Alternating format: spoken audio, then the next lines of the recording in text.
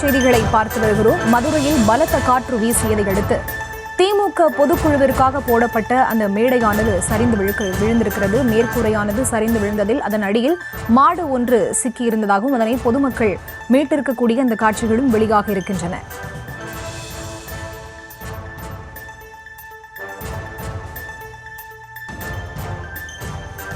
அண்மை செய்திகளை பார்த்து வருகிறோம். மதுரையில் திமுக பொதுக்குழு மாநாட்டிற்காக போடப்பட்ட அந்த மேற்கூரையானது சரிந்து விழுந்திருக்கிறது. விரிவான விவரங்களோடு இணைகிறார் எமது செய்தியாளர் பாலமுருகன். அவரிடம் பேசலாம். வணக்கம் பாலமுருகன், விவரங்கள். நிச்சயமாக, அதாவது உலக காற்று நாளான இன்று மதுரை மாவட்ட முழுவதிலும் காலை முதல் பலத்த காற்று வீசி வருகிறது. இதன் காரணமாக மதுரை மாநகரின் பல்வேறு பகுதிகளில் பழமையான மரங்கள் முறிந்து விழுந்திருக்கிறது. மேலும் சாலைகளில் அமைக்கப்பட்ட இரும்பு தடுப்புகள் காற்றில் சாய்ந்து விழுந்திருக்கிறது. மாநகரின் பிரதான பகுதியில் உள்ள மின் கம்பங்கள் சாய்ந்து கட்டடங்களின் மீது விழுந்ததோடு மட்டுமின்றி மின் கம்பிகள் அருந்து விழுந்து சேதமடைந்திருக்கிறது. இதனிடையே மதுரை மாநகர் வளநகர் பகுதியில் கடந்த 1ஆம் தேதி நடைபெற்ற திமுக பொதுக்குழு கூட்டத்திற்கான மேடைக்காக உருவாக்கப்பட்ட மேற்கூரைகள் தற்போது வரை அகற்றும் பணிகள் நடைபெற்று வருகிறது. இந்த நிலையில் பலத்த காற்று காரணமாக பிரமாண்டமான மேற்கூரை திடீரென காற்றில் அடித்து பறந்து சென்றது. அருகில் உள்ள பேக்கரி கட்டிடத்தை தாண்டி மேற்கூரை விழுந்த நிலையில் நல்வாய்ப்பாக எந்தவித உயிர் சேதமும் ஏற்படவில்லை.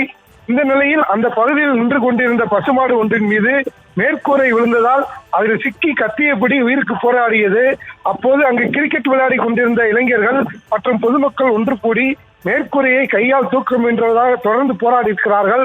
ஆனால் பெரிய அளவிலான மேற்கூரை என்பதால் தூக்க முடியாத நிலையில் உடனடியாக அருகில் உள்ள கிரேன் வரவழைக்கப்பட்டு கிரேன் இயந்திரம் மூலமாக மேற்கூரை அகற்றப்பட்டு முன்பாக பசுமாடு மீட்கப்பட்டு உரிமையாளர் வீட்டுக்கு அழைத்து சென்றிருக்கிறார். பழநகர் பகுதியில் உள்ள பிரதான சாலையில் திமுக பொதுக்குழு கூட்டத்திற்காக போடப்பட்ட மேற்கூரைகள் தற்போது வரை அகற்றப்படாத நிலையில் மதுரை மாட்டுத்தாவணி மேலூர் செல்லும் பிரதான சாலையில் செல்லக்கூடிய வாகன ஓட்டிகள் மேற்கூரை மீண்டும் பறந்து விழுந்துவிடும் என்ற அச்சத்தோடு வாகனங்களை இயக்கி செல்லக்கூடிய நிலை ஏற்பட்டிருக்கிறது.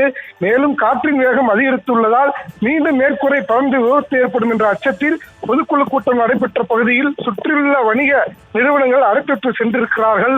பொதுக்குழு கூட்டம் நடைபெற்று 15 நாட்களான நிலையில் தற்போது மேடை அகற்றப்படாமல் இருப்பதன் காரணமாக பலத்த காற்று வீசி விபத்து ஏற்பட்டுள்ள சம்பவம் பரபரப்பு ஏற்பட்டிருக்கிறது. விவரங்களை வழங்கியமைக்கு நன்றி பாலமுருகன்.